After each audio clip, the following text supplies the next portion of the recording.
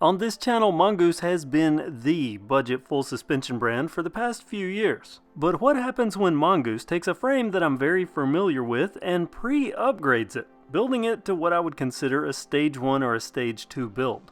Enter the Impasse 3.0, a bike for people that want something pre-upgraded.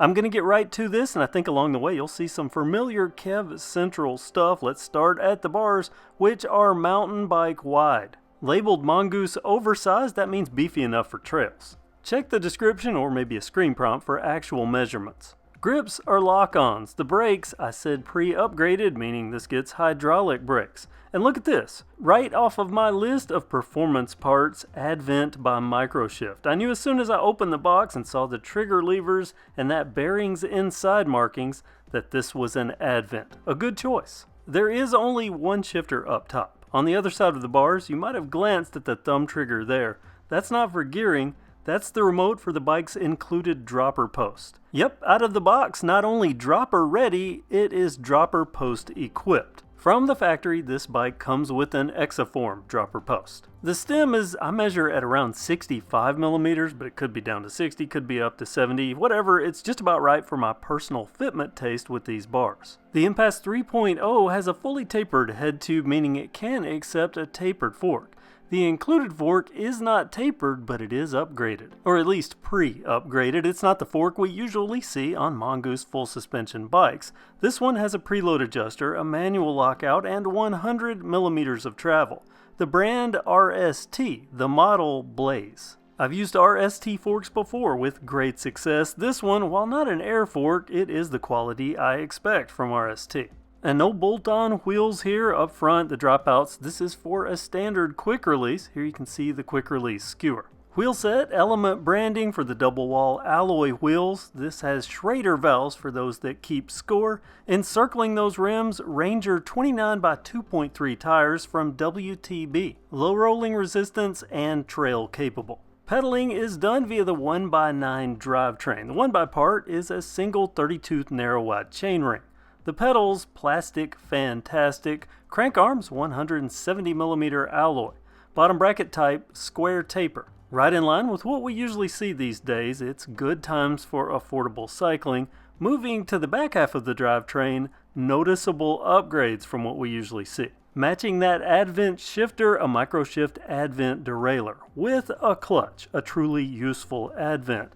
This is my spec. I usually upgrade a bike to an Advent. This one came factory. And there's a reason I buy these. 9 speeds and a wide range. 11 to 46 tooth. And that's via a true cassette. No freewheel here. Advent equals cassette, meaning free hub for the wheel set. Having to upgrade wheels is usually one of the major costs when upgrading a bike. It's nice to see so much already done here. And also nice, the frame that I'm used to. This is a 17-inch frame. This is also available in an 18-inch version. If there are any other sizes, I'll put them in the description.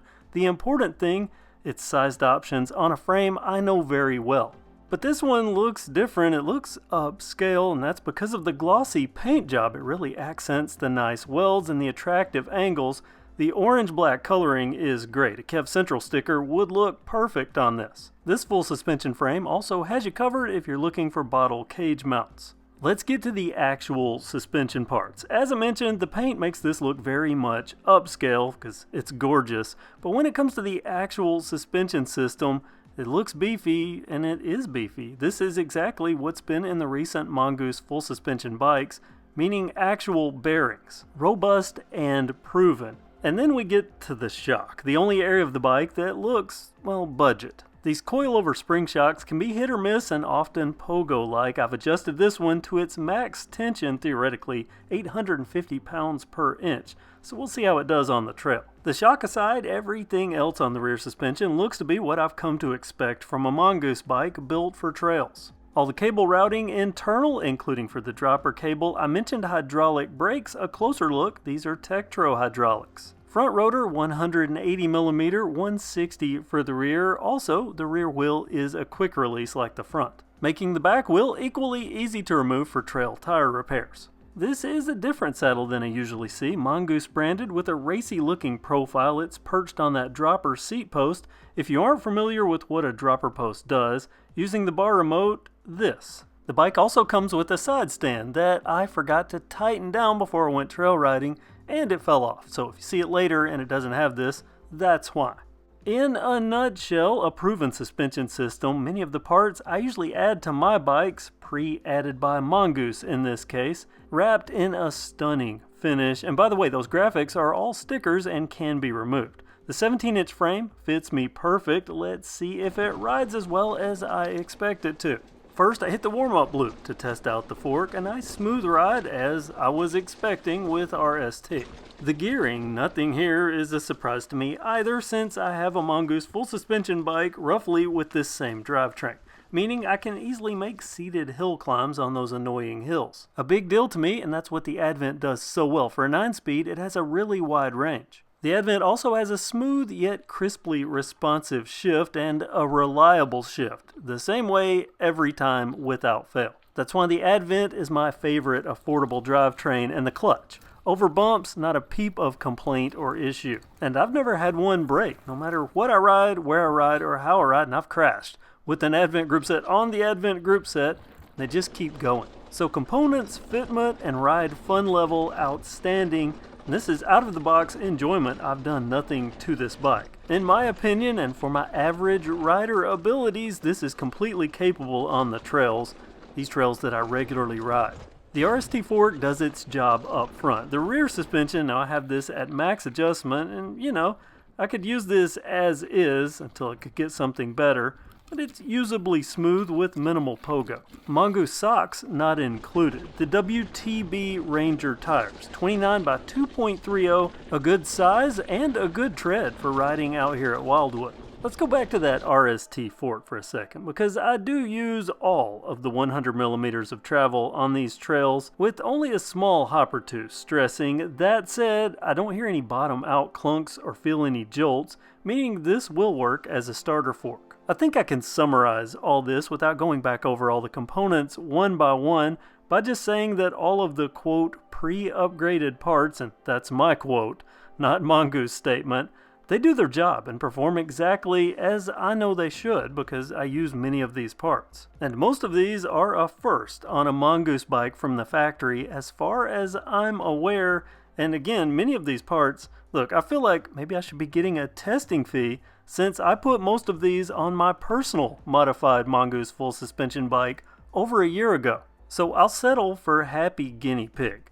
That's not to say there aren't a couple of areas with room for, I'll say, future growth. Through axle would be nice, and the rear shock. It does its job, it does what it needs to do, but it's the only I would upgrade right away component on the bike, at least for me personally. Let me state that it is enough to get you going, but will likely leave you wanting for a bit more. An external bearing bottom bracket would also be nice here at the bike's price, though there's nothing wrong with this square taper. At first I wondered why they didn't go with an air fork. I have an RST air fork, they're great. This one works well too.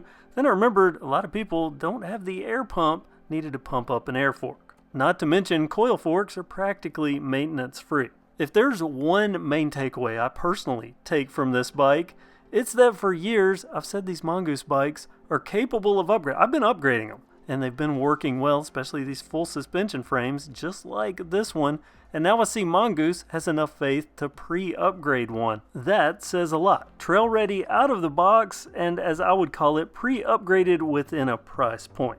Pricing in the title, and this is part of a few Impasse bikes. I have a couple of other Impasse models spec'd below this one. I'll give you a peep at those in another video. That's my look at the new Mongoose Impasse 3.0 dual suspension mountain bike, sold at Amazon. Link in the description.